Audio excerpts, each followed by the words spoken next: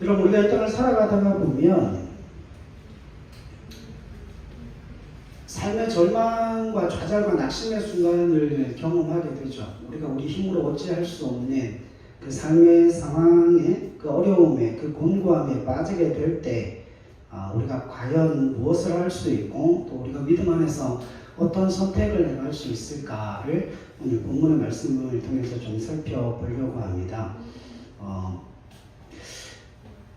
인생에게는 누구나 그러한 과정들이 있는 것 같아요. 오늘 시편 130편에 나오는 이 시편 기자도 하나님 앞에 기도하고 하나님 앞에 그 고난과 고통에 대해서 자신이 실제로 체감하고 실제로 그 좌절과 절망과 낙심의 현장 속에서 자신이 무엇을 할 수 있을까를 통하여서 오늘 하나님의 모습을 발견할 수 있게 되어집니다. 오늘 우리가 읽었던 130편 1절 말씀에 보면 이 130편 전체에 가장 중요한 단어 한 가지가 나옵니다. 시편 130편 1절 같이 한번 읽어보죠. 시작. 여호와여, 내가 깊은 곳에서 주께 부르짖었나이다. 아멘. 여러분, 이 시편 130편 1절과 8절 말씀 가운데서 가장 중요한 핵심 단어 한 가지가 깊은 곳이에요. 깊은 곳에서. 이 단어는 시편 130편 전체를 한 단어로 요약하는 핵심 단어일 뿐만 아니라 우리가 이 땅을 살아가는 동안에 우리가 원치 않는 질병이나 또 우리 인생 속에서 우리가 원치 않는 고난을 당하게 되고 또 인생의 절박한 절체절명의 위기의 순간 도저히 내 힘으로는 어떻게 할 수 없는 그와 같은 상황 속에서 무엇을 할 것인가, 거기에 대한 해답을 오늘 본문의 말씀이 주고 있거든요. 우리가 잘 알고 있는 요나서 2장에 보면 요나가 그 물에 빠지게 되죠. 다시 말하면 그 배에 있는 사람들이 요나를 통하여서 그 풍랑을 만나고 난 이후에 끝까지 몇 사람들이 그 요나를 지키려고 하죠. 요나를 지키기 위해서 배에 있는 모든 기구들, 모든 식량들을 다 바다에 버렸음에도 불구하고 배가 파손할 지경에 이르렀을 때 요나가 그 사람들 앞에 서서 그 이야기를 합니다. 지금 우리가 만난 이 풍랑은 그냥 자연적인 재해가 아니라, 자연적인 풍랑이 아니라 내가 하나님의 선지자인데 하나님께서 나를 니느웨로 보내려고 하실 때 내가 하나님 면전에서 도망하여 지금 다시스로 도망가고 있는 그 상황 속에서 하나님이 그에 대한 징계로 이 풍랑을 던지신 것이다. 그래서 나를 이 깊은 바다에 던지면 이 풍랑이 어떻게 된다고요? 잔잔하게 될 것이다. 그 이야기를 합니다. 결국 모든 수단과 방법을 다 동원해서 이 요나를 살리려고 하지만 그 사람들이 아무리 힘쓰고 노력해도 방법이 없는 거예요. 그래서 마지막 방법으로 뭘 합니까? 어쩔 수 없이 요나를 그 바다에 던집니다. 바다에 던지니까 요나가 어떻게 되었겠어요? 그 깊은 바다에 요나를 던져 넣으니까 요나가 물에 잠기기 시작하죠. 잠기기 시작해서 내가 바닥까지, 그 바다 깊은 곳에 바닥까지 내려가서 해저에도 왜 산이 있잖아요. 그죠? 거기까지 내가 내려갔습니다 하는 믿음의 고백이 나옵니다. 거기서 이제 물고기가 요나를 삼키게 되고 그 물고기 뱃속에서 하나님 앞에 회개하는 그와 같은 장면이 나오는데 여러분 상상을 한번 해보십시오. 요나가 그렇게 바다에 던지우게 되고 자신이 그 풍랑이 있는 그 바다에서 이제 머리까지 잠기게 되고 이제 바닥까지 내려가는 그 상황 가운데 자기가 어떻게 할 수 있는 방법이 없지 않습니까? 왜냐하면 그가 어디로 빠진 거예요? 깊은 물 가운데로 빠졌기 때문에 자신의 힘과 자신의 능력과 자신의 노력으로는 구할 수 없다는 거예요. 거기서부터 빠져나올 수 있는 방법이 없다라고 하는 거죠. 그런데 그 요나서에 나오는 요나 같은 경우에는 그와 같은 그 고난을 당하는 이유가 분명합니다. 무엇 때문이에요?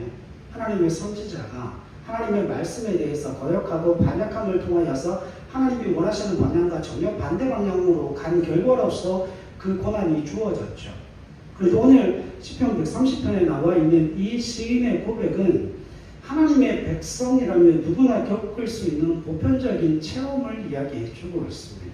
내가 하나님의 자녀고 내가 하나님의 백성이지만 그렇다고 해서 뭐가 면제되어지지는 않습니까? 고난과 환경적인 어려움이 면제되어지는 건 아니에요.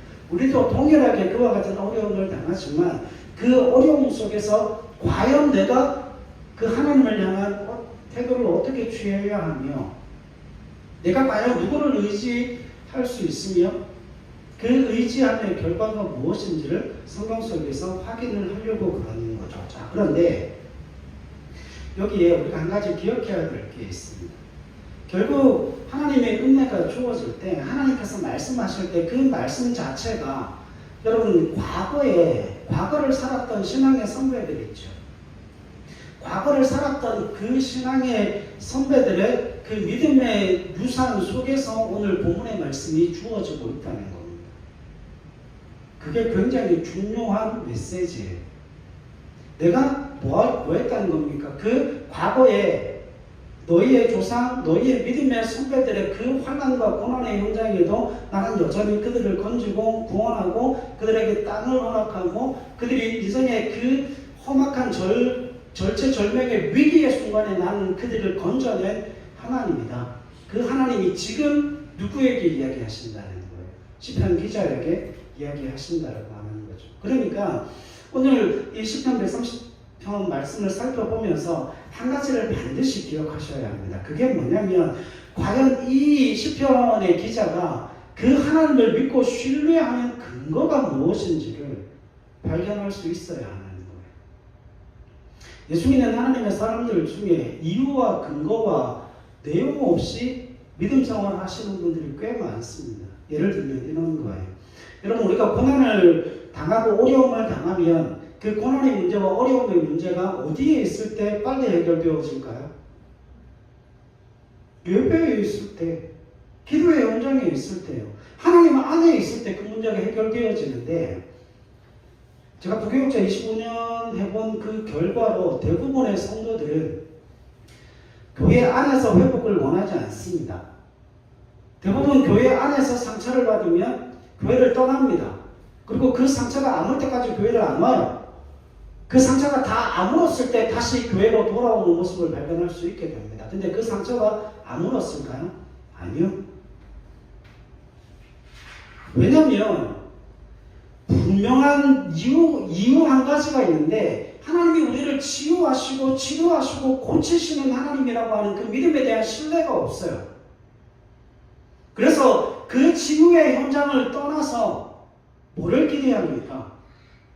치유의 현장을 떠나서 뭘 기대하는가 하면 막연히 내가 그 예배의 자리를 떠나고 그 교회를 떠나면 그냥 자연적으로 치유가 될 줄 압니다. 시간이 가면. 그러니까 뭐가 안 되는 거야. 분명한 대상도 없고 나를 고치고 치유하고 회복시켜 주시는 그 하나님이라는 존재 자체에 대한 믿음이 없는 거예요. 그러니까 삶의 현장에서 뭐가 일어나지 않죠? 치유와 회복과 기적이 일어날 수가 없는 거죠. 왠줄 아십니까? 기대가 없는데. 오늘 본문에 나오는 이 시편 기자는 분명히 힘들고 어려운 상황에 처해져 있어요.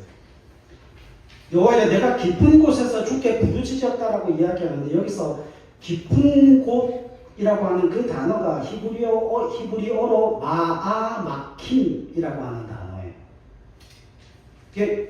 히브리어 그 프로그램을 돌려보니까 성경에 이 단어가 구약에 이 단어가 5번 정도 사용이 되어졌습니다. 근데 그 5번 사용되어진 그 대부분의 경우가 다 뭔가 하면 깊은 물 아니면 깊은 웅덩이 그런 곳에 뭐해 있다는 거예요? 빠져들어가 있다는 거예요. 혼자 스스로의 힘으로는 거기에서 빠져나올 수 없는 그 장소에 빨려 들어갔다는 거예요. 그러니까 생각해 보세요. 혼자 거기에 빠졌는데 거기에서 혼자 기어 올라올 수도 없고 혼자 힘으로는 거기에서 노임을 받을 수가 없는 거예요. 그러면 그 깊은 곳이라고 하는 의미는 이런 의미가 되어집니다.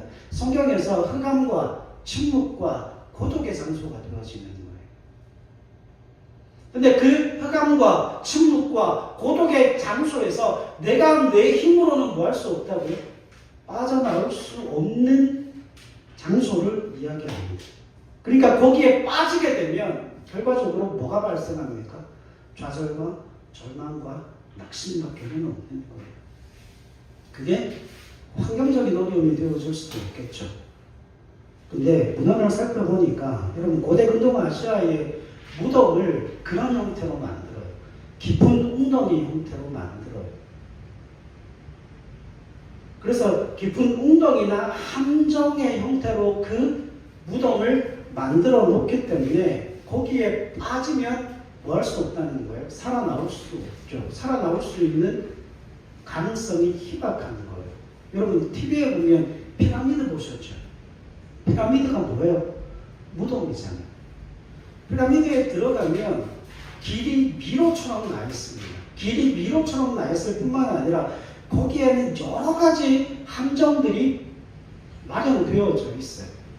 그래서 예상하지 못하는 곳에서 어려움에 처하게 되고 그 도굴범들을 뭐 하기 위해서요? 그 도굴단을 피하기 위해서 수많은 장치들을 통하여서 거기에 들어갔다가 죽은 사람들이 한두 명이 아닙니다. 그러니까 결국은 그 깊은 곳이라고 하는 건 내 생명을 앗아갈 만큼 그와 같은 절체절명의 위기 순간에 내가 빠져들어갔다라고 하는 그 의미를 가지고 있습니다. 깊은 곳은 결국 성경이 이야기할 때 죽음의 장소를 이야기하는 겁니다. 그런 고통이 누구에게 왔다는 겁니까? 이 시편 기자에게 그와 같은 고통이 왔다라고 하는 거죠. 여러분 성경 한 구절 좀 찾아볼까요?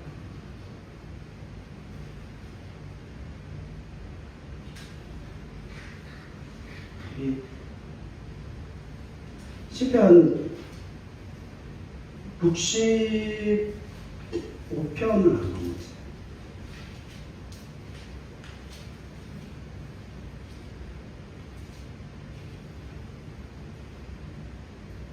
시편 69편입니다. 시편 69편 1절. 시편 69편 1절. 잠깐 1절로 2절 시작.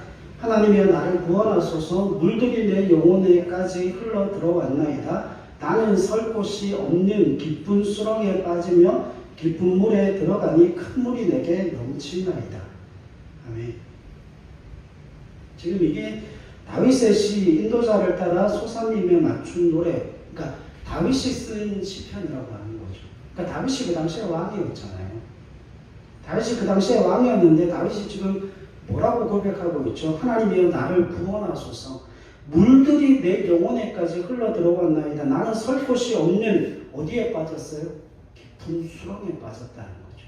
그러니까 여러분 그 깊은 수렁에 빠졌다라고 하는 건 혼자서 찾아 나올 수 있는 방법이 없다는 거예요. 그러니까 이스라엘의 왕이었던 다윗조차도 그 힘과 권력과 명성을 가지고 있던 자라도 그 깊은 곳에 빠지게 되면 방법이 없어요.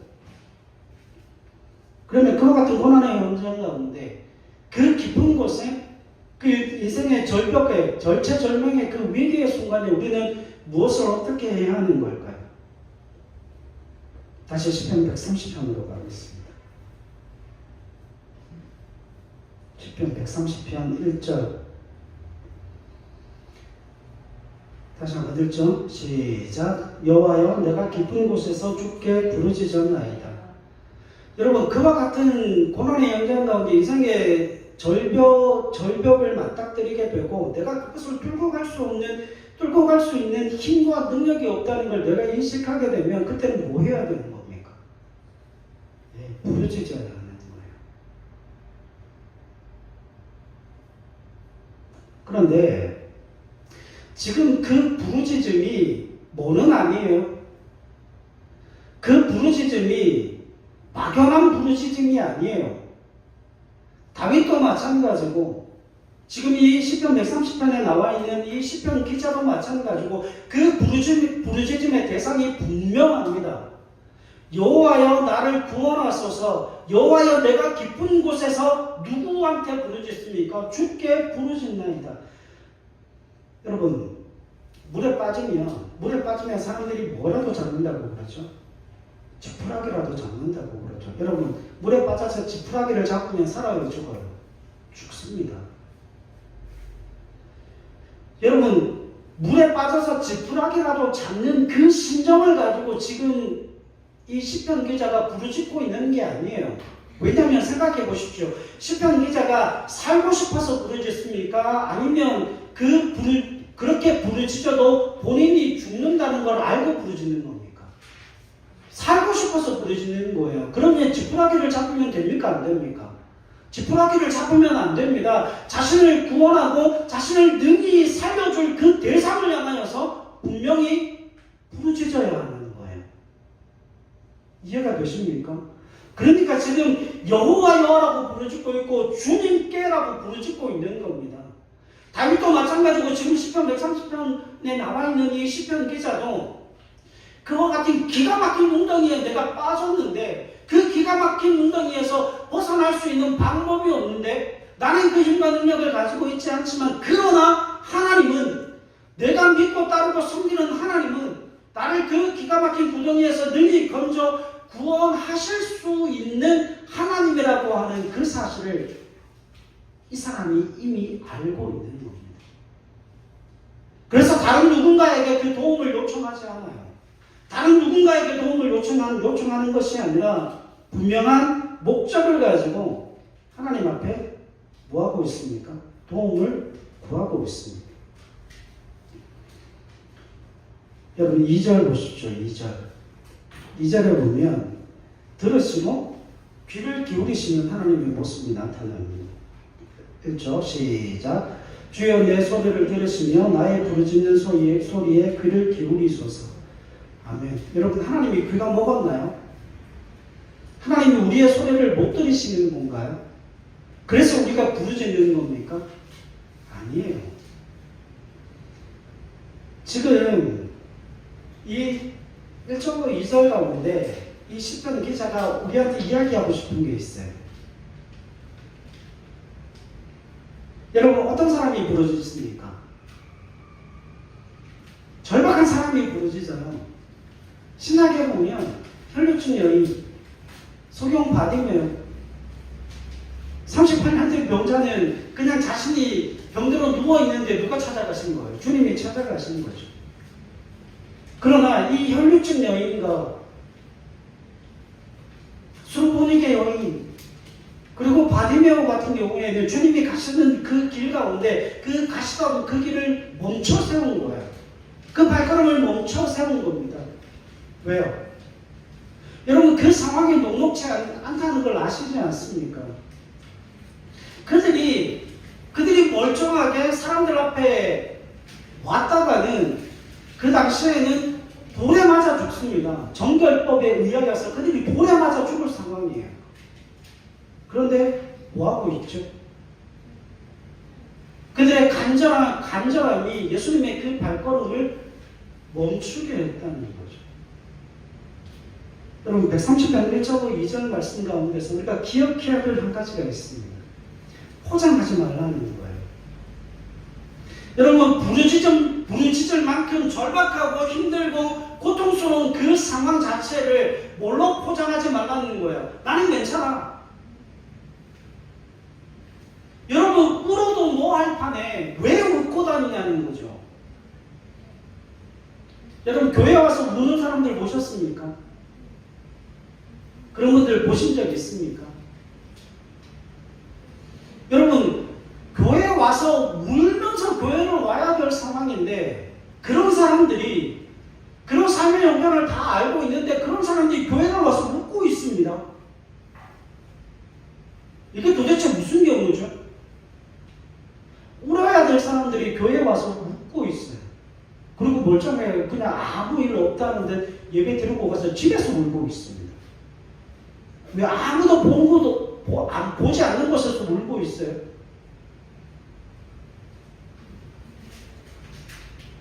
아직도 살만한 거예요. 아직도 살만한 겁니다. 여러분 지금 그 인생의 기쁜 구덩이에 빠져서 생사가 왔다 갔다 하는 그 상황 가운데 여러분 그러면 아무것도 보이는 게 없죠. 아무것도 보이는 게 없잖아요. 살아야 되는데 주님을 먼저 붙들어야 되는데 주님을 붙들어야 살 수 있는데 근데 자기 자신을 속입니다. 그 알량한 자존심 때문에 자기 자신을 속이죠. 나는 괜찮다. 나는 문제 없다. 그래서 경건한 것처럼 자기 자신에게 솔직하지 못함을 통하여서 누구 앞에도 나가지 못하는 거예요. 하나님 앞에도 솔직하게 나가지를 못하는 거예요. 그래서 여러분 어떤 사람이 정직한 사람인가 하면 여러분 병원에는 어떻게 가야 됩니까? 병원에는 솔직히 어떻게 가야 돼요? 가장 지저분하게 가야죠. 아픈 모습 그대로 가야 되는 것 아닙니까? 그래야 진단을 받고 그래야 약을 처방해 주죠. 여러분 코감기에 들어서 콧물이 막 집에 앉았는데 콧물이 막 줄줄줄줄 흘러요. 근데 병원 갈 때는 어떻게 납니까? 머리 감고 온몸을 깨끗하게 씻고 코 다 풀고 깨끗하게 해서 병원에 가서 진료를 받는데 의사 선생님이 이야기를 하는데 목 아프세요? 콧물이 많이 납니까? 그래서 검사를 해보니까 콧물이 그렇게 많지는 않네요. 많지 않기는 뭘 많지 않아요. 집에서 다 뒤처리를 하고 갔으니까 그렇지. 정작 가서 진단을 받을 때에 정작 가서 진찰을 받을 때는 멀쩡하다는 거죠. 근데 집에 오면 아파요. 집에 오면 또 콧물이 흐르고 난리거든요. 이게 뭐가 잘못된 거예요? 여러분 하나님 앞에 우리가 그런 모습으로 온다는 거예요. 지금 이 시편 기자가 내가 기쁜 곳에서 주께 부르짖는데 그 부르짖음이 어떻게 나타나는가 하면 주님이 들으시고 귀를 기울이시는 하나님이시기 때문에 그 하나님께 뭐 하는 거예요? 부르짖어 구한다는 거예요. 하나님이 귀가 먹어서가 아니라 하나님께서 내 기도를 안 들으시기 때문에 내가 떼를 쓰는 게 아니라 뭐 하시는 거예요? 하나님이 들으시고 귀를 기울이시는 분이시기 때문에 그 고난의 현장에 그 구덩이에서 뭐 하는 겁니까? 부르짖어 기도하는 거예요. 여러분 구덩이에서 깊은 수렁 깊은 구덩이에서 기도하면 소리가 잘 들릴까요? 안 들릴까요? 안 들립니다. 이건 뭘 의미하는 줄 아십니까? 우리가 하나님 앞에 솔직해서 그 심령이 깊은 구덩이에 빠진 것과 같이 그런 낙심과 좌절과 절망의 상태에서 교회에 와서 턱 앉으면 소리가 빵 터집니까? 하나도 안 터지죠. 여러분 낙심과 절망과 좌절 때문에 기도할 힘과 기도할 능력조차 없어서 그냥 털썩 주저앉아서 아이고 아버지 하나님 그 말밖에 안 나오죠. 그런데도 하나님이 그 소리를 들으시고 뭐 하신다는 거? 그 소리에 귀를 기울여 주신다는 거. 하나님이 우리 형편을 너무 잘 알고 계시기 때문에 그렇다는 거죠. 그러니까 여러분 자기 자신을 포장하면 안 됩니다. 아니 힘들고 고통스러운데 왜 문제 없는 척을 해요? 힘들고 고통스러운데 왜 괜찮은 척을 합니까? 하나님 나 안 괜찮아요. 제가 기도하는 방법 하나 알려드릴까요? 여러분 물질적으로 힘들면 저는 하나님 앞에 정직하게 이야기합니다. 하나님 많이 주세요. 하나님 나 힘들어요. 나 고통스럽습니다. 아이들 밥도 먹여야 되고 세금도 내야 되고 성도들한테 밥도 사고 싶은데 하나님 내 손에 아무것도 안 주어주시면 어떡합니까? 많이 주세요. 주실 때 많이 주세요. 여러분 그게 정직한 거죠. 근데 그걸 큰 소리로는 못하겠더라고요. 근데 여러분, 그렇게 작은 소리로 옥졸이다가 어느 순간 이게 빵 터집니다. 하나님께서 기도의 물줄기를 틔워주시고 은혜의 물줄기를 틔워주셔서 내가 있는 그 모든 것들을 하나님 앞에 알게 하시고 눈물로 호소하게 하시고 그 고통을 하나님 앞에 고백하게 하시죠. 그러면 시작이 되는 겁니다. 하나님의 은혜의 역사가 시작이 되는 거예요. 자, 그런데 여러분, 그러면 이 시편 기자가 어떻게 이런 믿음과 신앙을 가질 수 있게 되었을까요? 그 깊은 웅덩이 속에서 내가 정직하게 하나님께 기도하고 내가 정말 좌절과 절망과 낙심의 현장 가운데서 주님 그렇게 작은 소리로밖에 어쩔 수밖에 없는 그 상황 속에서 하나님이 어떻게 자신의 소리를 들으시고 자신의 소리에 귀를 기울이신다라고 하는 그 믿음과 신앙, 그 신뢰의 근거를 그가 어떻게 가지게 되었을까요? 성경에 찾아보니까 여러분 1절에 나와 있는 이 깊은 곳이라고 하는 단어 있죠. 이 깊은 곳이라고 하는 이 단어가 사용되어진 예들이 나와 있어요. 그래서 히브리어 그 프로그램을 돌리게 되면 히브리어로 거기에 관한 5개의 본문이 뜨는데 제가 그 본문을 보고 깜짝 놀랐습니다. 그 본문이 어디에 나오는가 하면 이사야 51장에 나와요. 그 5개의 본문 중에 하나가 이사야 51장에 나오는데 우리 한번 찾아볼까요? 먼저 출애굽기부터 먼저 갔다가 이사야라고 하겠습니다. 출애굽기 2장 23절. 이 시편 기자가 가지게 되는 하나님이 나의 소리를 들으시고 내 기도에 귀를 기울이신다라고 하는 그 믿음과 신앙의 근거가 무엇인가 하면 출애굽 사건에 나타나 있습니다. 출애굽기 2장 23절로 25절 같이 읽죠. 시작. 여러 해 후에 애굽 왕은 죽었고 이스라엘 자손은 고된 노동으로 말미암아 탄식하며 부르짖으니 그 고된 노동으로 말미암아 부르짖는 소리가 하나님께 상달된지라. 하나님이 그들의 고통 소리를 들으시고 하나님이 아브라함과 이삭과 야곱에게 세운 그의 언약을 기억하사 하나님이 이스라엘 자손을 돌보셨고 하나님이 그들을 기억하셨더라. 아멘. 이스라엘의 그 고통 소리를 하나님이 뭐 하셨대요? 들으셨다는 거예요. 들으시고 뭘 기억하셨다는 거예요? 아브라함에게 주셨던 그 언약을 기억하신 거죠. 자, 그러면 시편 다시 이사야 51장으로 가겠습니다. 이사야 51장 9절로 11절입니다.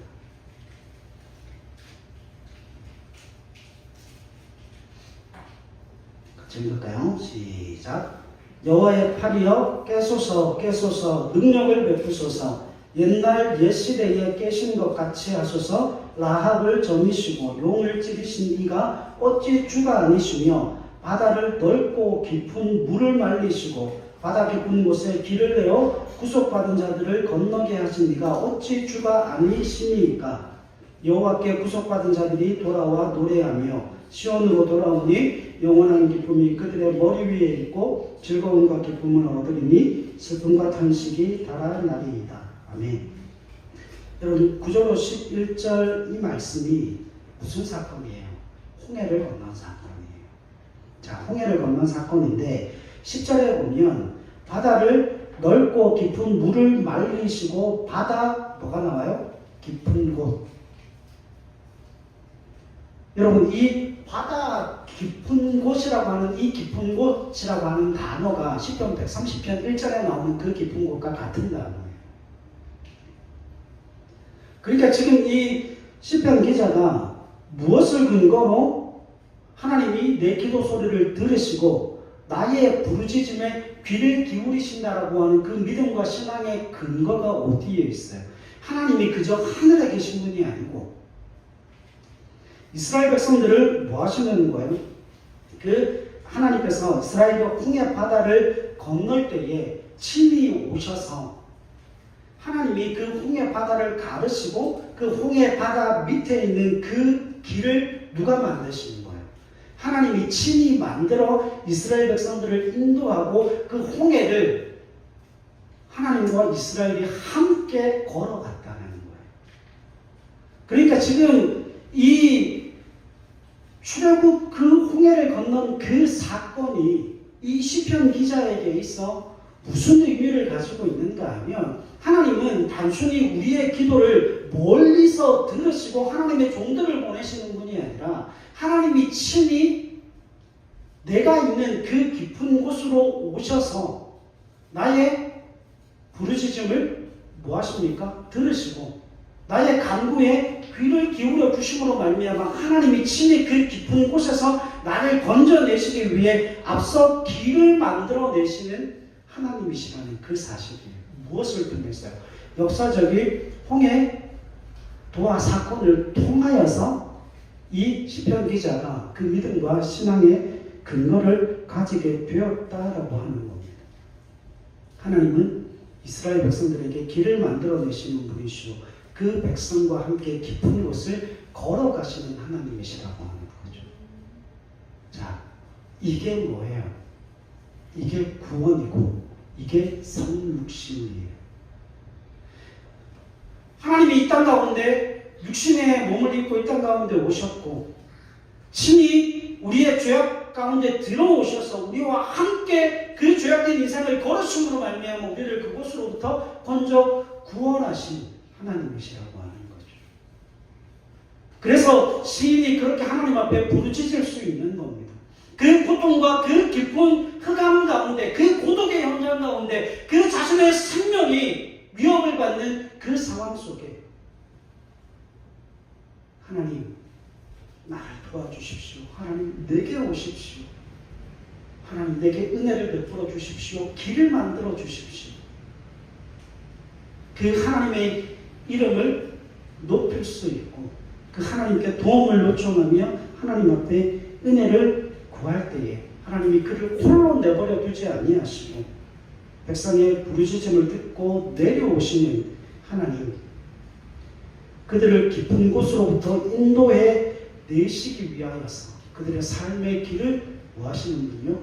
열어 가시는 능력의 하나님이시며 그가 믿음으로 신뢰하며 고백하고 있다라고 하는 거죠. 자, 그러면 그가 지금 어디에서 그와 같은 부르짖음을 하나님 앞에 드리고 있는 거예요?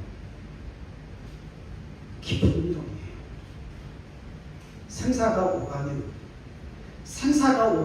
근데 그 생사가 오가는 그 현장 속에서 내 힘으로는 죽을 수밖에 없어요.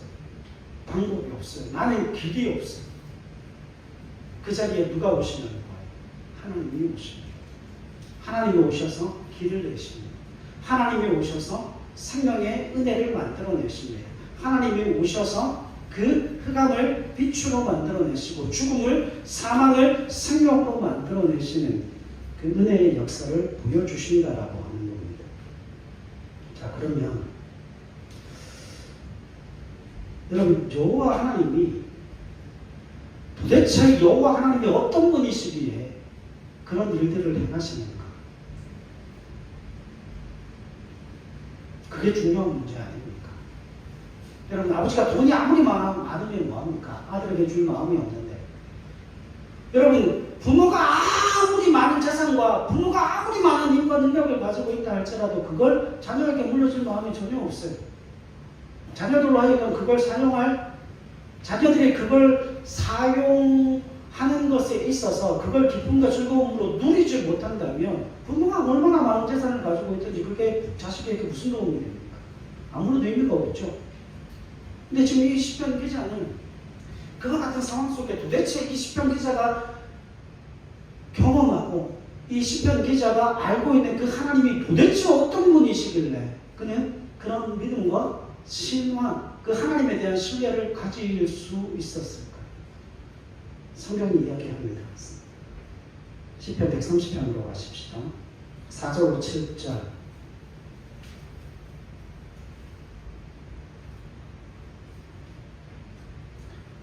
4절 7절 말씀 보십시오. 이건 시편 기자가 경험한 하나님이에요. 그가 믿고 신뢰하는 하나님의 모습입니다. 읽읍시다. 시작.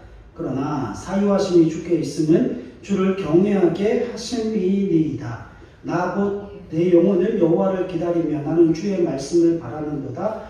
파수꾼이 아침을 기다림보다 내 영혼이 주를 더 기다리나니 참으로 파수꾼이 아침을 기다림보다 더하도다. 이스라엘아 여호와를 바랄지어다. 여호와께서는 인자하심과 풍성한 속량이 있습니다. 아멘. 여러분 우리가 지금 시편 130편을 살펴보기 전에 다윗의 모습을 봤죠. 여러분 다윗이 그 깊은 물속에 빠졌다라고 하는 그 의미가 뭐냐면 학자들이 두 가지로 이야기를 합니다.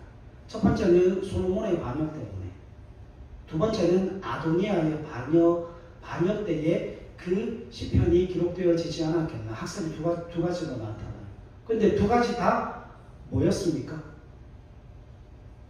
솔로몬의 그 반역은 결국 그 시작이 어떤 일 때문이었어요? 바세바 사건 때문이었어요.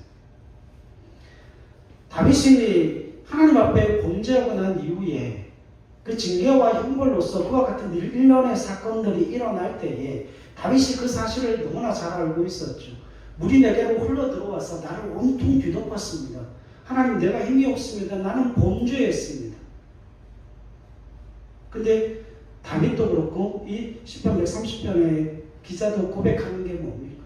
그들이 믿고 따르고 섬기는 하나님은 뭐가 있으신 하나님이세요? 용서하시는 하나님이시랍니다. 내가 범죄했다면 그 하나님 앞에 나아가 하나님의 은혜를 구하고 하나님의 도우심을 구하고 하나님의 용서를 구할 수 있는 분이라고 하는 거죠. 왜냐하면 여러분 생각해 보십시오.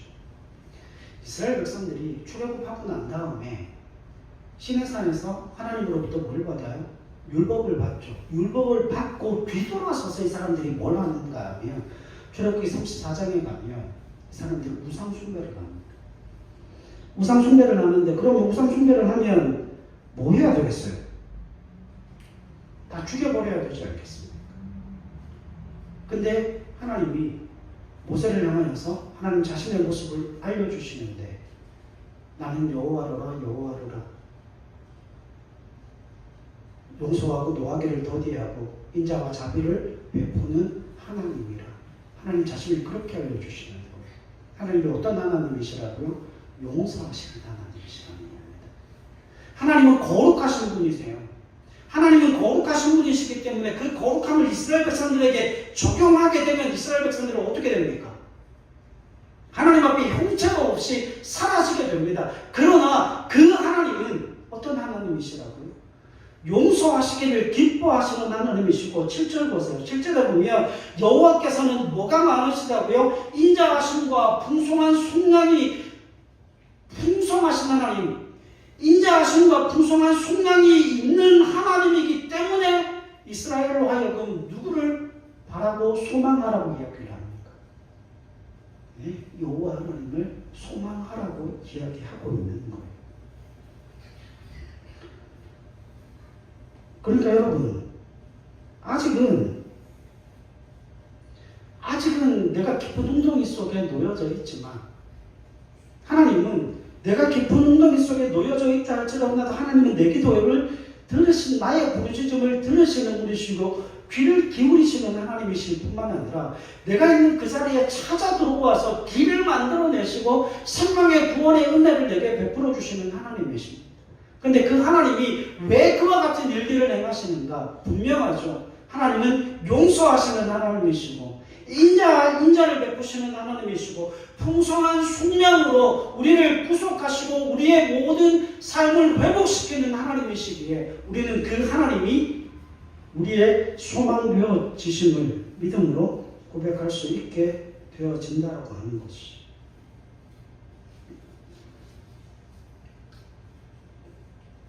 그래서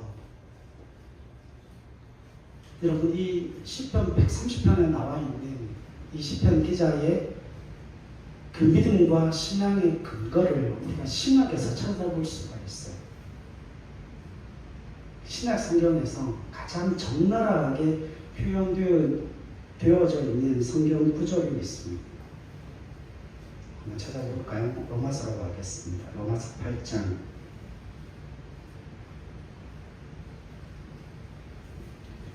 31절부터 읽겠습니다. 로마서 8장 31절로 39절.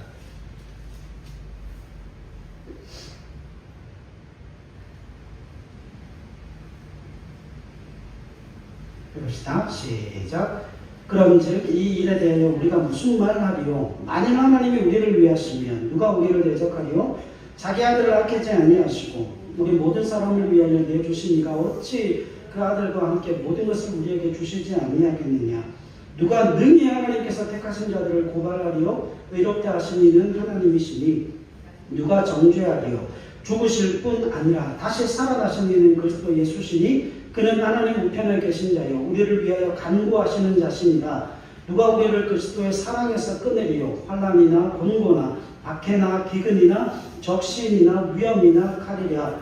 기록된 바 우리가 종일 주를 위하여 죽임을 당하게 되며 도살당할 양같이 여김을 받았나이다 함과 같으니라. 그러나 이 모든 일에 우리를 사랑하시는 이로 말미암아 우리가 넉넉히 이기느니라. 내가 확신하노니 사망이나 생명이나 천사들이나 권세자들이나 현재일이나 장래일이나 능력이나 높음이나 깊음이나 다른 어떤 피조물이라도 우리를 우리 주 그리스도 예수 안에 있는 하나님의 사랑에서 끊을 수 없으리라. 아멘. 여러분, 이게 지금 시편 기자가 하나님 앞에 노래하는 그 은혜의 노래라고 하는 거죠. 그 하나님의 사랑에서 나를 끊을 그 어떤 것이 이 땅 가운데 존재하지 않기 때문에 내가 그 깊은 곳에 처해 있다 할지라도 비록 내가 범죄함으로 그 깊은 곳에 들어갈 수도 있고 또 내가 원치 않는 질병이나 내가 원치 않는 그 고난과 고통 속에 놓여짐으로 말미암아 그 깊은 곳으로 빠져들어갈 수도 있지만 그러나 하나님은 용서에 풍성하신 하나님이시요 인자와 속량을 통하여 우리를 능히 구원하시는 하나님이실 뿐만 아니라 그곳에서 간구하는 부르짖는 내 기도를 들으시고 귀를 기울여 주실 뿐만 아니라 직접 내가 있는 그곳으로 찾아 들어오셔서 길을 내시고 은혜를 베푸시는 하나님이시라고 하는 겁니다. 왜요? 하나님은 나를 사랑하시기 때문입니다. 그 하나님의 사랑에서 그 어떤 것도 끊을 수 없기 때문에 그 하나님의 사랑을 깨닫고 그 하나님의 사랑을 경험하는 하나님의 자녀의 백성들은 그 어떤 상황과 여건과 형편과 처지에서도 하나님을 떠날 수 없는 겁니다. 사랑하는 여러분, 우리가 그 깊은 곳에 머물러 있을 때 그 깊은 웅덩이에 빠지고 그 깊은 수렁에 빠져서 그 절체절명의 위기의 순간에 우리가 부르짖어야 할 이유가 바로 거기에 있습니다. 하나님이 우리 기도를 들으십니다. 하나님이 우리의 간구를 원하고 계시고 하나님은 하늘에서 그 소리를 들으실 뿐만 아니라 우리와 함께 걷기 위하여서 동행하시기 위하여서 임마누엘 하시기 위하여서 그 깊은 수렁에까지 찾아 들어와 나를 건져내시는 하나님이시라고 하는 겁니다. 말씀을 마치겠습니다. 사랑하는 여러분, 우리가 어떤 인생의 절벽을 만날지 몰라요. 여러분, 그 절벽 앞에, 그 절망 앞에 좌절과 낙심 하셔도 됩니다. 안 하면 오히려 더 이상한 것 아닙니까? 여러분, 좌절과 절망과 낙심해도 상관없습니다. 거기서 우리가 잊지 말아야 되는 한 가지, 나는 안 되지만 하나님은 능히 하실 수 있는 분이시기에 그곳에서 누구를 찾아야 하는 거예요? 그곳에서 하나님을 부르짖어야 하는 겁니다. 그곳에서 하나님을 부르고 그곳에서 주님을 부르고 그곳에서 성령의 임재를 간구하는 하나님의 사람들이 되어지게 될 때 하나님의 사랑을 경험하시게 될 겁니다. 그곳에서 회복시키시고 살리시고 하나님의 임재와 그 구원을 경험하게 되는 은혜를 발견하게 되실 겁니다. 여러분 그 깊은 곳에서 주님을 찾고 부르짖을 수 있는 저 여러분들의 삶이 되실 수 있기를 주님의 이름으로 간절히 부탁을 드립니다. 기도하겠습니다.